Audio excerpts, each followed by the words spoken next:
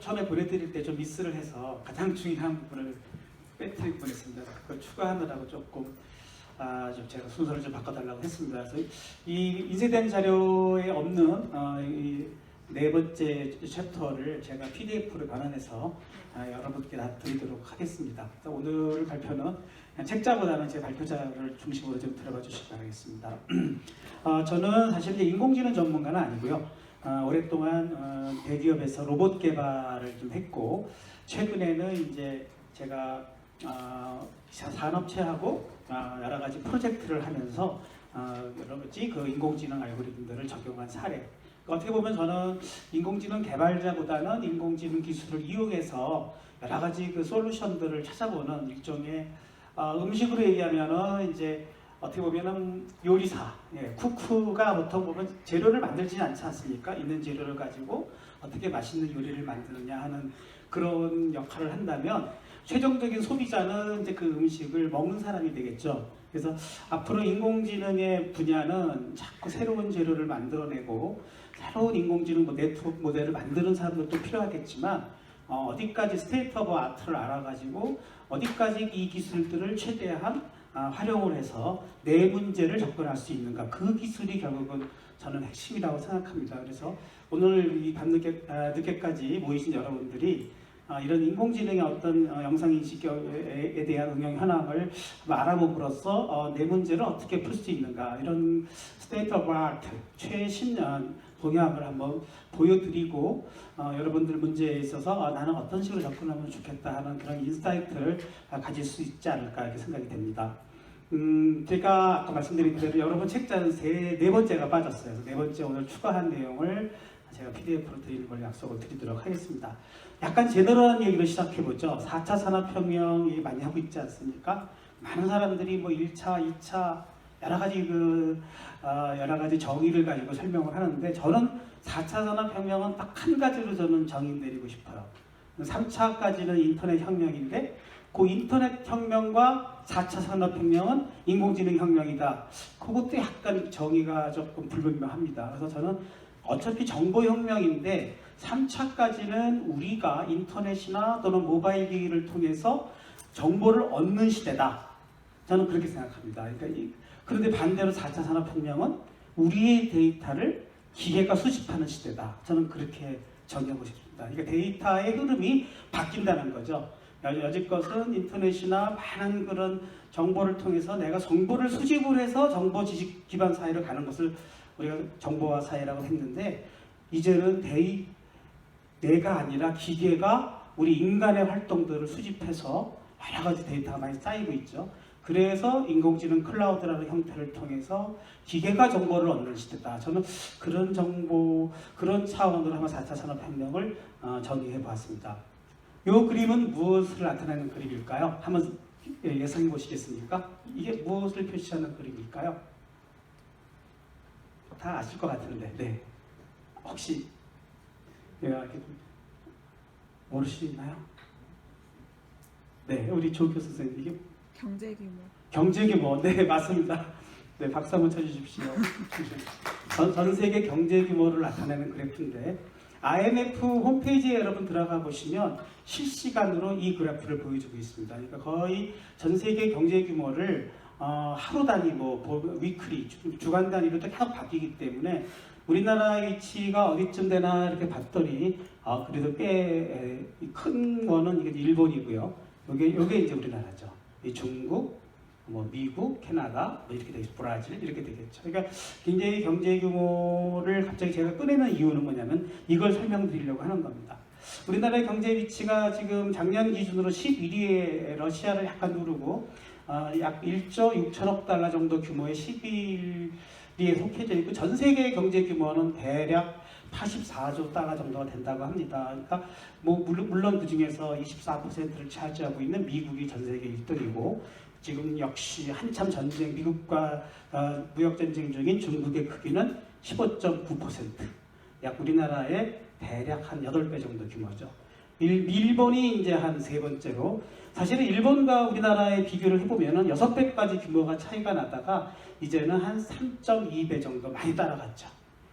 근데 제가 또 하나 이렇게 눈여겨본 데이터는 뭐냐면 전 세계의 경제 규모가 이게 썸이 계속 발전하고 있나를 봤더니 발전하고 있다는 겁니다. 그러니까 어떻게 보면은 이 경제의 발전이라는 게 많은 사람들이 이렇게 좌파 우파 이렇게 조금 정치적 성향으로 나누어서 이 가진 사람들이 없는 사람들의 재산을 빼앗는 거냐 이런 약간의 계층 간의 갈등으로 보는 시각도 있지만 어떻게 보면은 결국은 나라가 발전하고 세계 경제 규모가 발전한다는 것은 전체 파이가 커지고 있다는 것이 경제 데이터가 보여주고 있어요. 그 얘기는 뭐냐면 우리가 계속 기술 발전을 시키고 산업 발전을 시켜서 자꾸 이런 새로운 산업을 성장시킬 때 그것이 전체 인류가 복지 사회로 가는 그러한 보통 얘기하는 성장 모델의 기본적인 데이터가 어떻게 보면은 이 세계 IF 세계 성장 지도나 또는 그래프를 보면은 남의 것을 빼앗는 전쟁이 아니라 스스로 재화를 창출해주는 전쟁이다. 저는 그렇게 정의를 내립니다.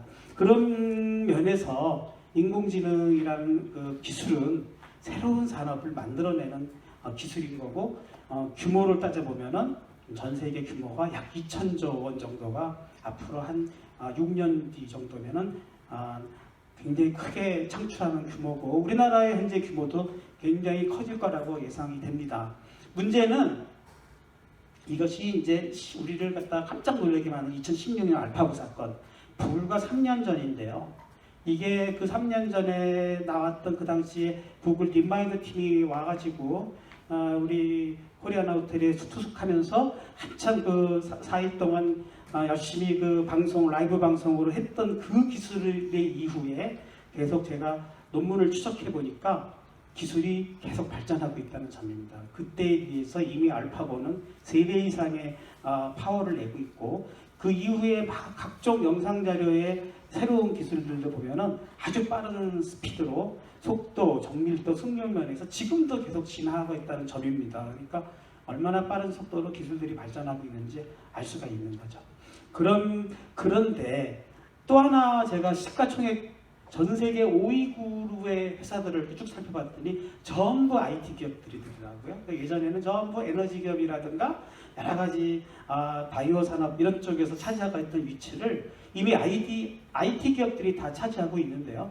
그 5개 기업 중에서 애플과 MS를 제외하고 전부 2000년대 초반 또는 90년대 후반, 그러니까 불과 그 기업의 수령이 15년에서 10년 아래에 있는 새로운 기업들이 이미 전 세계 기업을 차지하고 있는데 이때 각 기업들의 그 인공지능을 끌고 가고 있는 그 팀장들의 이름들이 소개되는데 깜짝 놀랐어요. 루쿤 하면은 물론 몬트리올에서 딥러닝을 처음으로 생각했던 사람이죠. 힌튼, 앤드류 웅, 데이비드 실버, 이게 딥마인드 팀으로 해가지고 우리나라 왔던 사람이고 많은 사람들이 지금 이미 구글의 팀이라든가 또는 알리바바라든가 아주 새로운 뉴 기업들의 인공지능 매니저들 역할을 하고 있다는 것이 지금 현재의 현황입니다. 물론 전 세계 내노라는 기업들이 전부 지금 AI를 향해서 많은 투자와 경쟁을 하고 있습니다.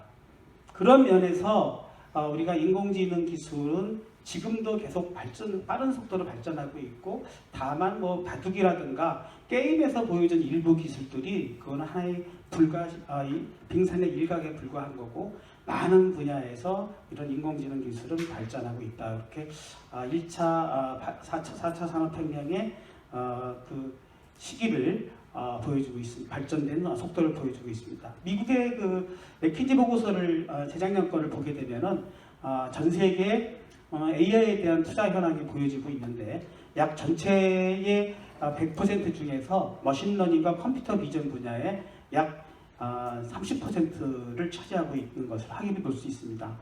이렇게 많은 기술 투자가 이미 일어나고 있고 이거에 따라서 우리나라도 더욱더 정부에서도 이런 인공지능에 대한 투자가 지금 현재 일어나고 있죠. 두 번째 이슈로는 이제 조금 더 스코프를 줄여서 인공지능의 정의를 한번 제가 찾아봤는데 결국은 지능이란 정의는 과거의 경험을 통해서 자기의 행동이나 의사결정이 자꾸 발전되고 스스로 어떤 오류를 스스로 보정해 나가는 과정이다. 이렇게 보여진다면 그 대상은 지능이 있다고 말해집니다. 그러니까 그리고 사람이 지능이 있다 그러면 자꾸 오류를 스스로 줄여나가는 그런 거고, 기계가 지능이 있다 그러면 기계 스스로도 자꾸 오류를 줄여나갈 수 있는 그런 역할을 그러한 능력을 줄 수만 있다면 우리는 지능적인 기계다 또는 지능적인 인간이다 이렇게 얘기할 수 있다는 거죠. 그런 측면에서 인간이 갖고 있는 휴먼 인텔리전스의 비밀을 해부학적으로 조사를 했더니 우리의 수많은 뇌세포와 뇌세포 간의 연결, 그 연결이 결국은 지능을 내고 있는 비밀로 좀 여겨졌고, 그 구조를 한번 컴퓨터 과학적으로 한번 풀어보자 해서 여기서부터 이제 어떤 일종의 이제 모사가 시작된 거죠.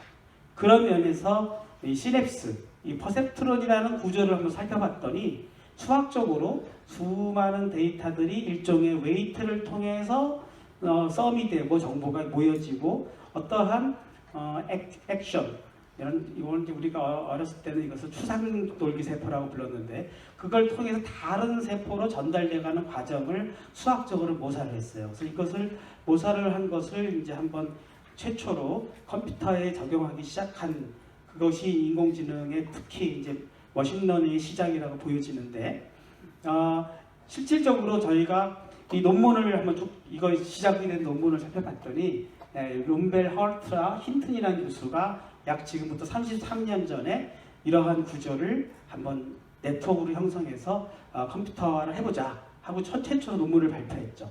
그 논문을 우리 구글을 통해서 확인해 볼 수가 있습니다. 그래서 이 제목은 이런 논문인데요. 지금도 다운로드 가능합니다. 그래서 그걸 살펴보게 되면 이것이 이 머신러닝의 시작이구나 하는 걸 이제 알 수가 있고, 사실은 이때 저도 박사과정을 밟을 때 이러한 구조가 많은 문제를 풀 수 있을 거라고 기대를 했지만 그 이후에 조금 침체기로 걷게 되죠. 그 침체기를 다시 한번 리바이브 시킨 것이 바로 여러분이 잘 알고 있는 컨볼루셔널 뉴럴넷입니다. 이 CNN 구조는 아까도 우리 연세대학교 영상학 교수님이 설명하셨듯이 이 시냅스의 구조를 그대로 한번 흉내를 낸 겁니다. 부분적인 썸의 네트워크를 풀 네트워크로 하지 말고 어떤 일정한 영역에 부분적인 영역만을 네트워크 웨이트로 연결을 시키는 구조로 가보자 해서, 물론 그 이후에는 풀링이라든가 또는 렐루라든가 소프트맥스라든가 이런 몇 가지 기술이 좀 더 부가적으로 발전된 건 있어요. 그러나 기본적인 구조는 바로 이 컨볼루션 구조를 한번 뉴럴넷에 적용한 것이 2차 머신러닝의 혁명의 시작입니다. 그거를 조금 살펴보게 되면은 여러분도 영상 이미지 프로세싱하는 보통 그 전문가들은 많이 쓰고 있는 구조가 바로 컨볼루션 필터라는 구조입니다. 그래서 우리가 어떤 영상을 해석할 때 어떤 엣지를 좀 위주로 해석을 하고 싶을 때는 이런 필터를 쓰고, 어떠한 가운데 좀 이렇게 좀 자기가 관심 있는 영역을 할 때는 조금 더 웨이트를 더 준다든가 하고, 예를 들면 약간의 필터링을 줘서 약간 스무딩을 시켜준다면 평균을 낸다든가 이런 식의 영상 필터를 우리는 커널 또는 컨볼루셔널 필터라는 이런 영상 기법은 이미 있었어요. 근데 놀라운 사실은 이 루쿤이라는 이 친구가 이 박사과정 때 그러면 요 필터가 하나하나의 변수로 쓸 수 있고 요 필터 값을 스스로 알아낼 수만 있다면 좀 더 새로운 머신러닝 기술이 나오지 않을까 해서 이 부분을 이제 실질적으로 풀 네트워크에서 이렇게 부분 네트워크로 필터 구조를 사용해서 이제 컨볼루션 구조를 생각해낸 거죠. 그랬더니 상당히 이제 학습 속도가 빨라지게 되고 정밀도가 상당히 올라갔는데, 더욱더 중요한 거는 풀 네트워크보다는 이런 파라미터 개수가 현저하게 줄어들다 보니까 구현이 굉장히 가능해지는 그런 구조가 된 거죠. 그래서 여러분이 잘 알고 있듯이 약 7년 전에 알렉스 넷이 나오면서 이런 이미지 프로세싱에 어떤 혁명이 일어나기 시작했는데요. 이 논문 인용 횟수를 보면 37,000 인용 횟수를 보이고 있죠. 사실 여러분이 논문을 한번 써서 어떤 저널에 탁 내게 되면 100회 인용 횟수 넘기가 쉽지가 않습니다. 37,000 인용 횟수를 얻었다는 것은 아마도 제가 아인슈타인의 상대성 원리 논문을 찾아본 적은 없지만 그 정도에 해당되는 인용 기수가 아닌가 싶을 정도로 이미 이렇게 일약 스타가 됐죠. 그 이후에 많은 연구자들이 이러한 구조를 채택하면서 이제 이런 CNN이라는 뉴럴 네트워크 구조가 굉장히 급발전을 이루게 됐고, 그 이후에는 쿠다라든가 또는 여러 가지 임플리멘테이션 기술들이 발전하면서 컴퓨터 기술이 동시에 발전하고, 그 다음에 빅데이터라는 이런 데이터를 수집하고 데이터를 DB화하는 기술까지 연계되면서 이제 드디어 인공지능 시대가 열리고 있게 됩니다. 물론 이제 이미지 넷이라는 이런 영상 인식 기술을 가지고 컨테스트하는 이제 대회가 있는데, 1912년에 알렉스 넷이 우승을 한 이후로 그 다음에 우리 옥스퍼드에서 VGNet, 그리고 또 구글넷, 그리고 이건 약간 중국계에서 나온 거지만 레즈넷, 이러한 새로운 네트워크 구조들이 나오면서 그 기술들이 굉장히 빠른 속도로 발전하고 있습니다. 물론 이러한 네트워크 구조나 이때 사용됐던 웨이트 파라미터들 다 이미 공개되어 있습니다. 그러니까 여러분들이 나는 알렉스 네트워크를 써보자 그러면 알렉스 네트워크 아카이브 넷이라든가 또는 여러 가지 이것들을 서로 깃섭이라든가 이러한 커뮤니티가 있습니다. 커뮤니티에 가입을 하셔서 이런 네트워크 구조들을 그대로 한번 자기도 다운로드 받아가지고 자기 환경에서 텐서플로우나 또는 파이토치와 같은 플랫폼에서 자기가 학습을 시켜보고 자기 문제들을 적용해보는 그런 것들이 다 오픈화되어 있고, 이미 이제 아마존이라든가 또는 마이크로소프트의 애저라든가 많은 플랫폼들이 자기네 플랫폼을 사용해서 이러한 머신러닝들을 실질적으로 적용할 수 있는 그러한 구조로 가고 있습니다. 정리해보자면 여러분들이 딥러닝이라는 기술은 이미 이제 검증됐다고 할 정도로 이미 보편화된 기술이 되어버렸고, 누가 이것을 자기 문제에 잘 활용할 수 있느냐, 이러한 단계에 이미 페이지에 접어들었다고 생각이 됩니다. 제가 조금 챕터 2에서 정리하고자 했던 것은 그 이정표로 세웠던 3개의 논문.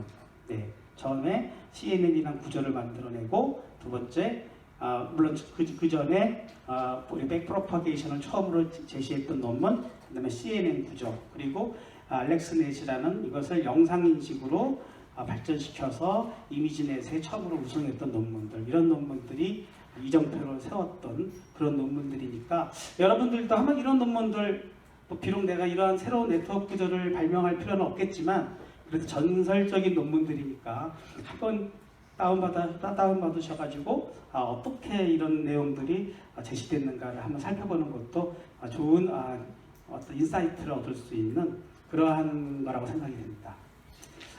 물론 이제 이 딥러닝을 이용해서 여러 가지 영상인식, 그 다음에 일기예보, 주식 예측까지 많은 분야가 지금 폭넓게 퍼지고 있고, 로보틱스라든가 이런 여러 가지 또 산업계에서의 무슨 불량 추출이라든가 많은 분야에서 이미 거의 모든 분야에서 딥러닝 분야가 지금 적용되고 있습니다. 몇 개 기업을 한번 보여드리겠죠. 아마존, 우리나라는 뭐 지금 로켓 배송이라든가 마켓 관리 이런 새로운 인터넷 쇼핑이 지금 나오고 있지 않습니까? 아마존은 이미 10년 전부터, 약 4년 전부터 머신러닝을 사용해서 주문 예측 시스템을 활용하고 있습니다. 그래서 실질적으로 어느 지역에서 어느 주문이 몰릴 것이다 하는 패턴을 분석을 해서 그쪽의 물류센터에다가 그 물건들을 미리 배치를 시키는, 그런데 이미 머신러닝 기법을 사용해서 사용하고 있고요. 물론 이것은 그동안 21년간 이커머스에서 수집한 데이터가 이미 기반이 됐겠죠. 그러니까 이것은 아마존이 이미 이커머스의 최대 강자뿐만 아니라 인공지능의 강자가 되게 된 배경이 되기도 하죠. 사실은 아마존은 우리 로봇계에서도 상당히 유명한데요. 이런 키바라는 그런 이동 로봇을 사용해가지고 자기네 물류센터를 전부 자동화를 하고 있어요. 이러한 자동화를 통해서 실제 물류의 순환 속도를 상당히 5분의 1 이상씩 줄였고, 재고 공간도 50%씩 절감하고, 물론은 운영 비용도 굉장히 절감시켜서 이미 전 세계 미국 내의 물류센터를 전부 로봇화를 해가지고 실제 그 혁신을 일으키고 있습니다. 저도 로봇 하는 사람으로서 이 구조를 좀 이렇게 살펴봤는데요. 상당히 아이디어가 뛰어나고 로봇이 물건을 배송하는 게 아니라 선반 자체가 로봇화되는 구조도 상당히 특이했고, 두 번째는 뭐 카메라를 사용해서 여러 가지 물체를 구분하고 이런 것보다도 그냥 바코드를 사용해서 전부 로봇들이 어디로 가야 할지를 판단할 수 있도록 아주 가볍게 풀었고, 두 번째로는 가장 중요한 거는 제 모션인데요. 딱 정확하게 직진 90도 회전밖에 안 합니다. 그렇게 하다 보니까 우리가 마치 우리 어려서 그 퍼즐 움직이듯이 이렇게 움직이니까 상당히 공간 활용도가 높은 그런 구조를 해서 역시 미국인다운 실용성적인 그러한 자동화를 구현했다는 이렇게 생각이 됩니다. 근데 더 놀라운 사실은요, 아마존이 이제는 이커머스 기업도 아니고 또 이런 물류 회사도 아니더라고요. 아마존의 90%의 매출은 클라우드에서 나오고 있습니다. 이 클라우드라는 것은 말 그대로 컴퓨터를 빌려주는 사업이죠. 그리고 클라우드라는 그러한 환경을 통해서 각종 스토레이지, 데이터, 컴퓨터, 소프트웨어를 다 빌려주는 거죠. 그 매출 규모가 어마어마한데, 문제는 2위 그룹인 마이크로소프트나 IBM을 저만큼 떠돌리고 이미 아마존은 클라우드 컴퓨터 기업이 돼버리고 말았죠. 그리고 이제 이아스라든가 프락스 또는 사스와 같이 어디까지를 빌려주느냐에 따라서 데이터만 남겨놓고 다 빌려주기도 하고, 일부는 소프트웨어까지는 자기 스스로 쓰게 하고 하드웨어 한정만 빌려주고, 어떤 경우는 또는 OS 레벨까지만 오픈을 하고 다 빌려주고, 이렇게 어디냐에 따라서 서비스 모델에 따라서 이런 컴퓨터를 빌려주는 또는 소프트웨어를 빌려주는 사업으로 가고 있는데, 이거를 꺼낸 이유는 뭐냐면 대부분의 기업들이 이거를 이용해서 인공지능을 연구하고 활용하고 있다는 겁니다. 그러니까 결국은 인공지능의 기술이 지금은 인베디드화되고 자기의 서버를 통해서 인공지능을 여기 탑재해서 쓰는 게 아니라 이제는 아마존에게 서브스크립션을 해서 그냥 컴퓨터를 빌리고 인공지능 소프트웨어를 빌려서 데이터만 넣어주게 되면은 서비스를 해주는 그런 시대가 오고 있다는 거죠. 그러니까 이거는 완전히 다른 거죠. 이거 지금 보여주는 모델은 여러분 유튜브를 통해서 확인할 수 있는데, 수많은 데이터들이 스스로 학습되면서 어떻게 스스로 데이터들이 서로 분류되고 정리되고 있는가 하는 것을 아마존의 이런 AWS를 이용한 인공지능 분류 샘플을 좀 보여주고 있는 예입니다. 요건 좀 넘어가겠습니다. 그래서 아마존을 통해서 많은 기업들이 이런 AWS를 활용해서 스스로 운영 소프트웨어를 하고 있는데요. 놀라운 속도로 그 가입자가 늘어나고 있고, 약 130명의 기업이 현재 아마존의 고객이 돼서 이 딥러닝이라든가 또는 클라우드 컴퓨팅 기술을 활용하고 있습니다. 우리가 알고 있는 뭐 넷플릭스 영화죠. 넷플릭스가 서버가 없어요. 그냥 수많은 영화들의 컨텐츠를 전부 아마존에게 다 맡겨서 영화 서비스도 하고 있죠. 알고 있는 인텔, 나사, 나이키, 힐튼, 웬만한 기업들은 전부 서버를 쓰고 있지 않습니다. 자기 데이터 센터를 쓰고 있죠. 그만큼 그러한 하드웨어 비용을 줄이고자 하는 것도 있지만, 그러한 물류 데이터 처리 속도라든가 소프트웨어 그것의 속도가 아마존을 이길 수가 없다는 거죠. 그래서 이 아마존을 기반으로 한 여러 가지 우리가 플랫폼을 활용해서 머신러닝이라든가 인공지능을 쓸 수 있도록 이미 하고 있는 현실입니다. 그래서 많은 기업들이 지금 고민을 하고 있죠. 이걸 데이터를 구축해서 센터를 구축해서 내가 인공지능을 풀 것이냐, 또는 아마존을 쓸 것이냐. 근데 저도 모르겠어요. 그 기준은 회사가 결정한 일이지만, 저도 지금 컨설팅을 해주고 있는 한 우리나라의 유명한 제조기업이 있는데, 저는 AWS를 권합니다. 왜냐하면 일단은 업투데이트, 굉장히 스테이트 오브 아트가 최신 기술을 활용할 수가 있기 때문에 하드웨어 기술이라는 것은 불과 몇 년이면 굉장히 아웃 오브 데이트가 되고, 또 비용이 만만치가 않고, 소프트웨어도 마찬가지죠. 소프트웨어 유지보수 이런 데 상당히 오래 걸리고, 요즘에 데이터까지도 아마존이 만약에 보장한다면 데이터에 대한 여러 가지 보안 기술 이런 것까지도 전부 맡기는, 그러다 보면은 그러면은 전부 우리가 아마존에게 모든 데이터나 소프트웨어, 하드웨어 다 이렇게 종속화되는 거 아니냐, 뭐 이런 우려가 있을 수 있겠지만 저는 그렇게 보지 않습니다. 뭐 어느 정도의 이 고객들에 대한 그러한, 물론 제가 뭐 아마존에 나온 사람은 아니니까 상당히 그거에 대한 상호 신뢰는 분명히 있고, 우리가 마치 핸드폰을 통해서, 스마트폰을 통해서 통화하고 각종 사진을 공유하고 하는 것면서도 나의 데이터가 유출되지 않을 거라는 믿음을 갖듯이, 아마도 이것은 그런 안전장치는 저는 충분히 되어 있다고 보여집니다. 물론 뭐 어떤 일이 또 벌어질지 모르겠지만, 지금 우리나라가 사실은 이제 제조 강국이라고 해서 많은 이제 제조 산업의 경쟁력, 이거에 대한 걱정을 많이 해주는 분이 있어요. 그래서 과연 우리나라가 언제까지 제조로 먹고 살 것인가? 또 수많은 중소기업들 또 고민이기도 합니다. 계속 대기업으로부터 어떤 물량을 받지 못하면 어떻게 살아남을 것인가? 그런데 지금 사실은 그 단초를 보여주는 것은 이미 전 세계 기업들은 이미 이런 네트워크와 AI 그리고 IoT라는 환경을 통해서 이미 다 혁신이 일어나고 있고, 이미 독일의 지멘스라든가 또는 여러 가지 그 혁신 기업들이 제조를 AI를 기반으로 한 제조 혁신을 통해서 이미 그 제조 기반들이 자국으로 리쇼어링 되고 있고, 아디다스 뭐 이런 공장들이 스스로 AI를 기반으로 최적 자동화가 돼서 중국으로부터 공장을 독일로 다시 데려오는 그런 현상이 벌어지고 있습니다. 우리나라가 계속 제조 산업의 경쟁력을 유지하기 위해서는 결국 스마트화만이 우리가 살 길이라고 보여지고, 이러한 기술들을 각 제조 분야에서 하루빨리 도입을 해가지고 우리가 스스로 수요를 예측하고, ERP부터 시작해서 아까 수아랩에서 오신 분이 MES, 이런 Manufacturing Execution System 같은 것을 도입을 해서 스스로 공장을 혁신시키고, 또 디자인 분야에서도 어떤 식으로 설계를 자동화하고, 인공지능을 통한 설계 자동화, 이런 기술을 통해서 계속 혁신시키지 않으면 결국은 우리나라의 제조 경쟁력은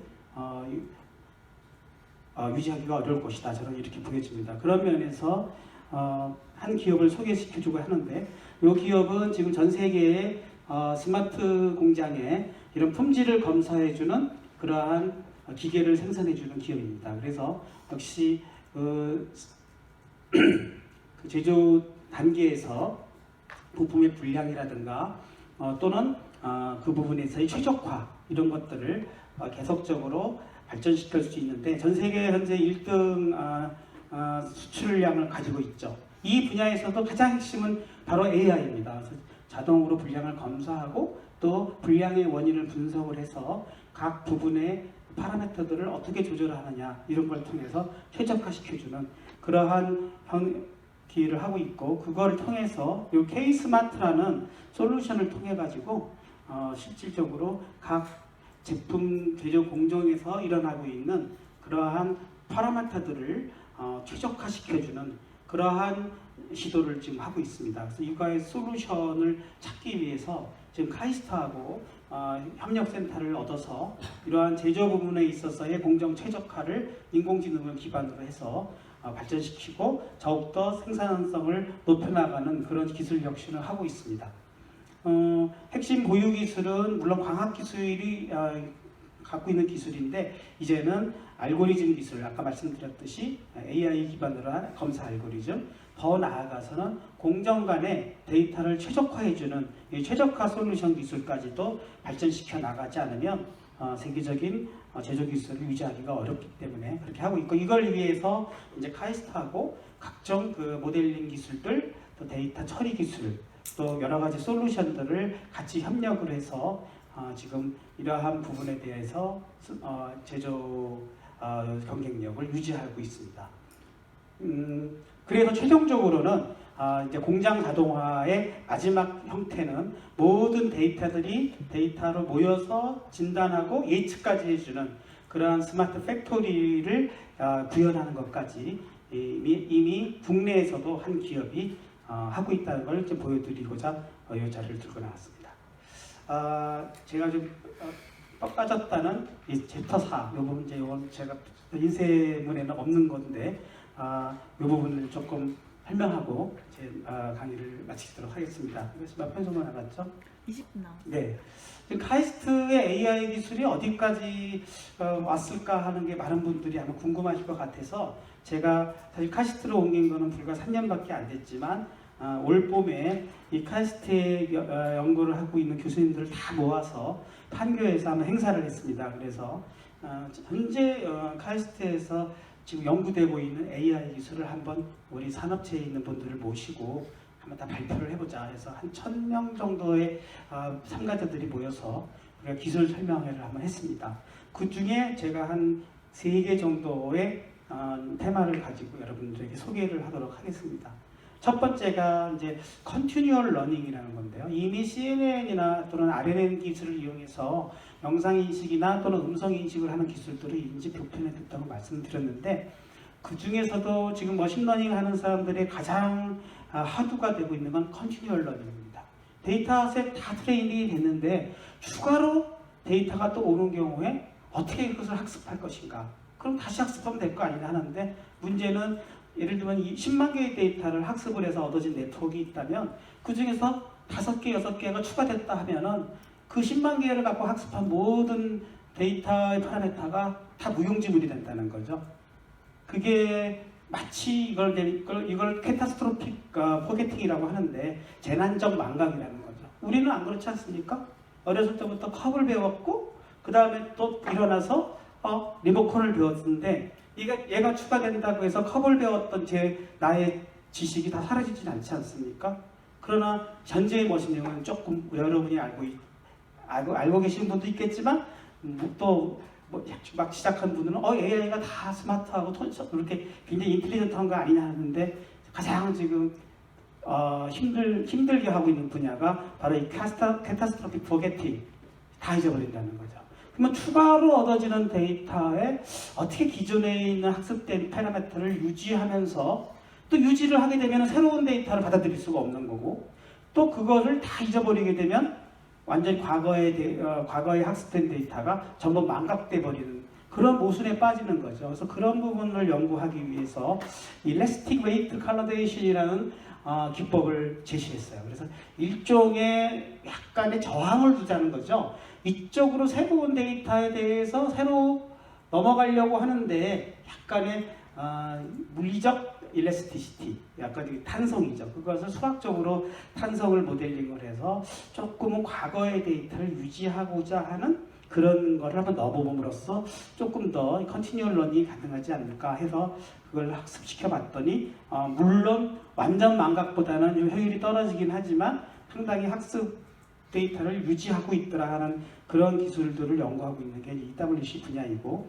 그런 부분을 대해서 두 번째로 제시된 것은 혹시 데이터를 학습해주는 순서에 문제가 있지 않을까. 처음부터 얘들을 얘만 학습하고 할 게 아니라 얘를 성능 과정에서 랜덤하게 일부 데이터를 빼줘보자. 뭐 이런 아이디어를 또 내가지고 베리에이셔널 컨티뉴얼 러닝이라는 이런 기법을 또 아이디어를 내서 논문들이 좀 나오고 작년부터 막 나오고 있습니다.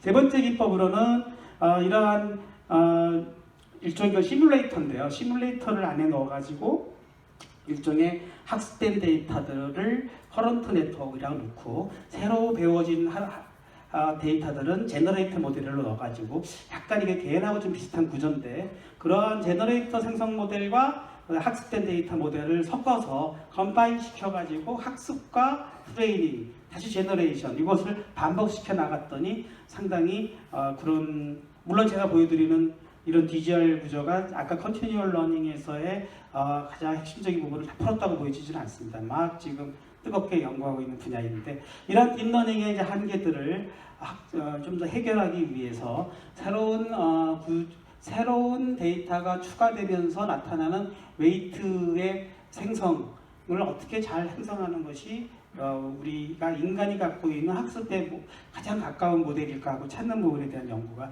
시작되고 있고, 새로운 아이디어들을 막 내면서 2018년에 작년에도 이러한 RNN 구조로 해가지고 한번 아니 RNN이 아니죠, 리인포스먼트 강화학습 구조로 해가지고 네트워크 구조를 스스로 최적화시키는 구조로 한번 가보자, 이런 아이디어도 있었습니다. 우리 카이스트에서 낸 이런 다이내믹 익스펜더블 네트워크라고 해서 스스로 자기가 네트워크의 층수라든가 노드 수들을 자꾸 늘려나가고 또 줄여나가는 과정에서 이런 기존에 있는 캐터스트로피 포게팅 문제를 해결해보자, 이러한 아이디어들을 지금 내고 있고, 기존에 있는 알고리즘들하고 비교해봤을 때 상당히 효과가 있더라 하는 것들이 이제 논문을 통해서 발표되고 있습니다. 이런 논문들은 전부 지금 아카이브 넷에 다 퍼블리시 되기 전에 다 올라와 있고, 또 일부는 특허로 신청을 해서 카이스트의 보유 기술로 이제 보여주고 있습니다. 그래서 엠니스트라든가 시파의 이런 데이터셋을 이용해서 쭉 비교를 해봤더니 상당히 기존에 있는 네트워크 모델하고도 비교해서 상당히 우수하더라, 뭐 이러한 논문들 검증된 결과들이 나와서 논문으로도 퍼블리시가 됐습니다. 물론 요즘엔 이제 특허가 또 굉장히 중요하죠. 그래서 AI 분야도 특허 건수가 굉장히 급증하고 있고, 저희가 또 조사를 해보니까 중국이 현재 1위입니다. AI 분야에 이런 새로운 특허 기술들이 누가 먼저 선점하느냐에 따라서 아까 제가 말씀드렸듯이 어떤 이런 AI 분야의 큰 시장에 누가 선점하느냐, 이런 분야인 거죠. 그래서 이런 새로운 구조들은 전부 특허를 먼저 내서 보호를 받는 그러한 추세입니다. 네, 이거의 응용 분야로는 아까 우리 연세태 교수님이 이런 암 진단의 영상인식 분야에서 AI가 쓰이고 있는데, 데이터가 자꾸 늘어나고 새로운 질병, 새로운 영상 데이터, 새로운 것들이 추가될 때마다 이런 컨티뉴얼 러닝 기법을 사용해서 이런 영상인식 기술들을 확장시켜 나가는 그런 분야가 지금 하나의 응용례라고 보여집니다. 두 번째로는 이제 사실 두 번째 문제가 더 핵심적인 부분인데요. 지금 레이블링을 통해 가지고 스스로 학습을 지도학습의 형태로 좀 가는데 한계가 있다는 거죠. 데이터가 계속 하루에도 수백만 개의 데이터가 계속 생성되는데, 그때마다 레이블링을 누가 할 것이냐. 지금은 다 인간이 하고 있죠. 뭐 들리는 말로는 뭐 인도나 이런 값싼 지역의 그 데이터의 사이언티스트들을 계속 고용해가지고 계속 데이터를 생성해내는 데 쓰고 있는데, 우리 스스로는 처음에냐 개냐 고양이를 구분해주는 것은 학습을 통해서 배워지지만, 나중에 가서 그것이 조금 더 새로운 물체를 인식하고 분류하는 데 있어서는 스스로 비지도 학습으로도 가고 있지 않습니까? 그래서 지도 학습과 비지도 학습을 어떻게 잘 또 선택적으로 함으로써 학습 데이터의 레이블링 문제를 해결할 것이냐, 이런 것이 이제 언슈퍼바이즈드 도멘테이션 러닝인데, 이러한 부분에 있어서 또 연구가 지금 많이 진행되고 있죠. 특히 이제 자율주행 분야에 있어서 계속 자기가 경험해보지 못한 영상들, 운전하다 보면 비가 오는 날도 있을 것이고, 새로운 형태의 경험해보지 못한 도로 환경에 대해서 계속적으로 학습이 이루어져야 그 자율주행 차가 언제 또 사고가 나면 또 뭐 리콜 해가지고 우리가 마치 정비 받듯이 계속 몇 개월에 한 번씩 자율주행 모듈을 바꿀 수는 없지 않겠습니까? 그러면 물론 자율주행 자동차가 보편화된다는 가정하에서, 그럴 때 이런 비지도 학습과 지도 학습을 동시에 하이브리드 형태를 갖추어서 이런 지도 학습을 가지고는 제조 단계에서 학습을 하고, 사용 단계에서는 비지도 학습으로 스스로 데이터의 인플루언시를 해결해 나가는 그러한 기법들이 지금 연구를 하고 있습니다. 그래서 여러분들이 이미 물론 아까 말씀드렸듯이 쿠크 입장에서 새로운 재료들은 우리가 만들어내기는 어려워요. 그건 0.1%의 상당한 그 AI 전문가들 또는 네트워크 모델 연구자들이 해야 할 일이고, 학습 기법이라든가 데이터 어그멘테이션을 어떻게 할 것이냐 하는 부분들은 사실은 그들의 어떤 인사이트를 가지고 새로운 아이디어들이 나오는 거고, 우리는 이것이 어디까지 이것을 활용할 수 있느냐 하는 부분 입장에서는 저희는 이런 종래 기술의 문제점을 빨리 잘 파악하는 것이 중요하다고 생각합니다. 그래서 이런 비지도 도메인에서 소스 데이터와 타겟 데이터, 소스 데이터라 그러면 실질적으로 시뮬레이터가 갖고 있는 데이터고요. 타겟 데이터는 실제로 얻어지는 데이터죠.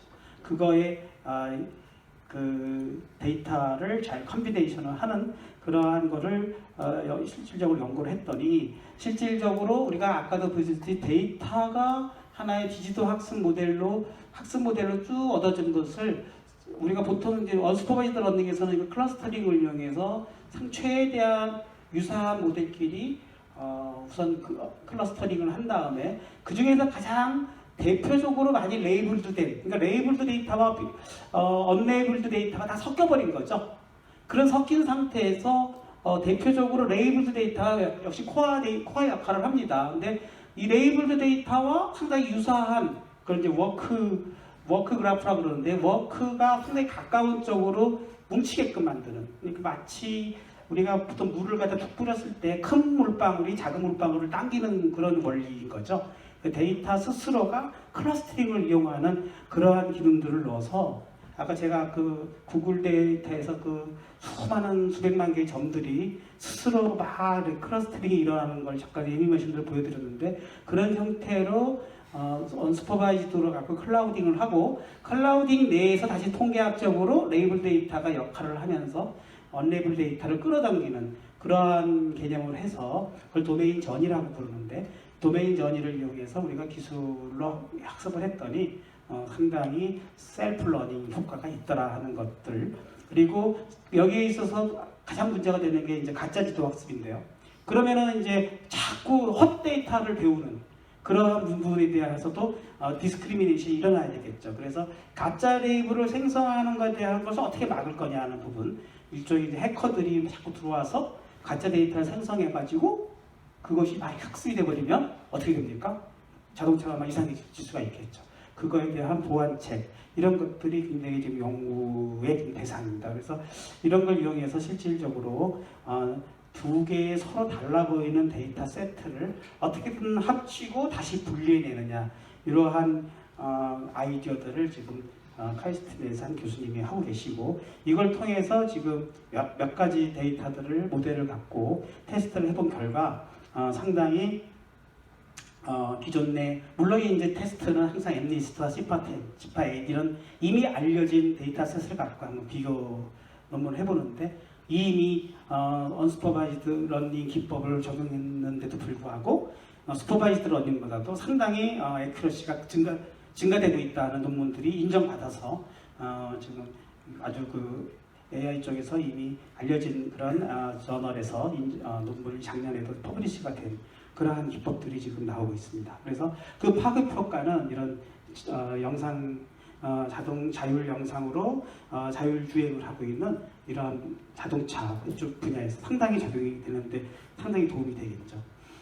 그 다음에 세 번째로는 이제 로봇 분야인데요. 로봇이 사실은 지난 20년간 국가적으로도 우리가 많은 투자를 해서 로봇 시대가 올 것처럼 보이지만 아직은 뭐 로봇이 청소기 정도 외에는 한계를 드러나고 있죠. 그 가장 큰 이유는 뭐냐면 우리가 의외로 물체인식 기술을 로봇에게 지금 부여하지 못하고 있습니다. 그래서 지금 많이 그 번호판 인식이라든가 또는 이런 영상 인식 분야에서 정형화된 데이터에서의 물체 인식은 상당히 지금 애큐러시가 올라가서 많은 응용 사례가 되는데 로봇이 물체 인식 기능을 가지려면은 좀 다른 얘기가 되는 것이 바로 이런 다양성이라는 거죠. 그래서 물체가 우리는 그냥 알고 있는 이미지 데이터가 2D 데이터로만 있는데 로봇은 3D 데이터를 보고 있거든요. 같은 영상이라도 회전이 일어나라든가 또는 이것이 기울어져 가지고 투사된 이미지 이렇게 이미지가 너무나 수백만 개의 조합으로 이미지가 평상이 바뀌기 때문에 물체를 계속 인식하는 연속률이 굉장히 이 물체를 핸들링하는데 굉장히 방해가 되고 있죠. 그래서 이런 부분에 대한 연구가 불과 아까 말씀드렸듯이 CNN 구조가 로봇계에서도 들어오면서 드디어 이제 본물 터지듯이 이제는 이런 물체들을 구분해주는데 상당히 로봇 똑똑해지기 시작했어요. 그래서 로봇 눈이 똑똑해지면서 자기가 핸들링 해야 할 그런 물체들을 잘 구분하기 시작했고, 물론 사용되는 것은 레지넷이라든가 또는 구글넷을 많이 사용하고 있습니다. 논문들을 살펴보게 되면 다양한 논문들이 지금 막 쏟아 나오고 있습니다. 그래서 로봇으로 하여금 이런 여러 가지 물체들을 어떤 식으로 잘 핸들링을 해서 로봇에게 이런 물체 조작 지능을 부여할 것인가, 이런 연구들이 진행되고 있고, 대부분은 이런 딥러닝 구조라든가 또는 여기에 약간의 강화학습 구조를 해가지고 로봇의 작업 시퀀스를 최적화하는 그런 구조로 많은 연구들을 하고 있습니다. 이거는 제가 PDF로 전부 다 드리고 가겠습니다. 그리고 많은 이러한 연구자들이 이런 수많은 물체들을 어떤 식으로 오퍼레이션 할 것이냐, 조작할 것이냐, 이런 데이터들을 계속 학습을 해서 로봇에게 물체를 핸들링 해줄 수 있는 그러한 지능을 조작 지능이라고 우리는 부르는데요. 이런 매니플레이션 인텔리전스 기능을 어떻게 부여하느냐. 그래서 이제 카이스트에서도 가장 지금 로봇 하는 사람들의 핫 이슈는 바로 이쪽입니다. 그래서 물건들을 어떻게 인식하느냐는 디텍션과 클래시피케이션은 뭐 당연히 해야 되고, 두 번째는 어떻게 조작할 것이냐. 그래서 글래스핑, 어떻게 집을 것이냐, 집은 다음에는 다음 어떻게 동작을 할 것이냐는 동작까지도 연구를 하고 있습니다. 이 동작지능이라고 하는데, 그것을 다시 머신러닝을 통해서 지금 계속적으로 학습을 하고 있고, 이쪽에 필요한 학습 데이터들도 지금 데이터셋이 올라오고 있습니다. 그래서 여러 가지 그 데이터셋을 통해서 로봇에게 이런 물체 검출 능력을 준다든가 또는 로봇으로 하여금 작업을 스스로 수행할 수 있도록 이런 지능을 부여하는 그런 연구들을 하고 있습니다. 이것은 이제 싱그라프라는 일종의 추론 머신인데요. 시멘틱 정보, 그러니까 물체와 물체의 상관 정보를 어떻게 학습을 해가지고 항상 테이블 위에는 컵이 있고 컵 속에는 물이 있다, 뭐 이런 식의 오브젝트 간의 상관관계를 시멘틱 로직 그래프를 이용해가지고 스스로 배워나가면서 마치 어린아이가 자꾸 물체들을 만져보면서 이것이 용도와 그래스핑, 작업하는 거, 물컵을 어떻게 잡는 것이 가장 좋은 것인가, 병은 어떻게 잡는 게 좋을 것인가, 이런 조작 지능성들을 학습해 나가는 것이죠. 그래서 로봇에게서는 단순히 어떤 물체가 뭐냐, 분량이냐 이것도 중요하지만 그냥 물체가 뭐다, 나는 어떻게 집는다, 얘는 어떻게 사용한다까지도 학습을 해야 우리가 물체의 조작 지능성이 올라간다고 보여지죠. 그래서 이러한 연구들을 수행하고 있습니다. 그래서 다양한 물체의 어떤 이런 툴링, 이런 조작 방법, 이런 것에 대한 연구로 역시 머신러닝 기술을 가서 계속 하고 있고, 요즘에는 엔드-투-엔드 러닝이라고 그래가지고 작업과 지능을 직접 연결시켜서 실질적으로 중간 단계를 다 스킵을 해서 실제 그 물체를 보는 순간 어떻게 파지할 것이고 어떻게 작업을 할 것인가를 스스로 알아내는 그런 연구까지도 하고 있습니다. 그래서 토탈로 우리는 조작지능이라는 기술을 하나의 프레임워크를 사용해서 지능을 완성시켜보자. 그래서 단순히 물체나 환경인식뿐만 아니라 그거에 따라서 씬 그래프를 통한 추론 체계를 만들고, 그 추론 체계를 기반으로 해서 스스로 작업 행동 계획을 생성해 나가는 행동지능을 만들어내고, 행동지능을 통해서 물체를 조작하고, 조작을 통해서 failure, 어떤 실패가 일어나면 실패의 원인이 다시 학습이 돼서 그것이 피드백되면서 작업지능이 일어나는 이러한 구조를 만들어낼 때, 어떻게 보면 AI 하는 사람들의 가장 마지막에 꿈의 타겟이 로봇 지능이죠. 로봇에게 이런 지능을 부여해 줌으로써 우리가 머신러닝 기술과 로봇 기술이 합쳐지면서 이제는 로봇이 조금은 활동할 수 있는, 단순히 그냥 청소부 로봇뿐만 아니라 물체를 스스로 핸들링하고 정말 심부름도 해줄 수 있겠죠. 뭐 물컵 갖고 하자라 그러면 노인들을 위해서 물컵 서비스를 한다든가, 그런 시대가 저는 앞으로 5년 내에, 아까 말씀드렸듯이 2025년이면 전 세계가 전부 AI나 또는 AI 응용 산업으로 발전하는 그 시기에 로봇도 한몫을 할 것이라고 저는 생각이 됩니다. 요거는 시간 관계상 그냥 제가 자료 드리는 걸로 대신해야 될 것 같습니다. 요즘에 조선 산업이 굉장히 어렵죠. 뭐 지금 기존의 거제도에 있는 뭐 산업이 다 썰물처럼 빠져나가고 한다고 하고, 지금 뭐 3대 우리나라 조선사가 다 힘들어하는데 좋은 소식이 하나 있습니다. 뭐냐면 바로 LNG 선과 같은 첨단 기술에 있어서 중국 쪽에서 참 문제가 생겨서 다시 LNG선이라든가 또는 이런 고급 지금 미국에서 한참 생산하고 있는 셰일가스 선이라든가 이쪽에 대한 배는 다시 우리나라로 몰린다고 해요.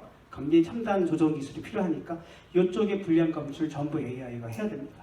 그래서 중국 조선소에서 못 잡아냈던 그런 조금이라도 불량 틈새가 용접 기술의 불량만 있으면 배가 폭발하거나 또는 누출이 일어나니까 그런 쪽에 지금 이미 AI를 이용해서 카이스트하고 이런 대우하고 조선 쪽의 불량을 전부 AI로 학습하는 이걸 연구를 하고 있고 이걸 통해서 물론 많은 불량 검출에 대한 기존 연구가 있습니다. 그럼에도 불구하고 이걸 기반으로 해서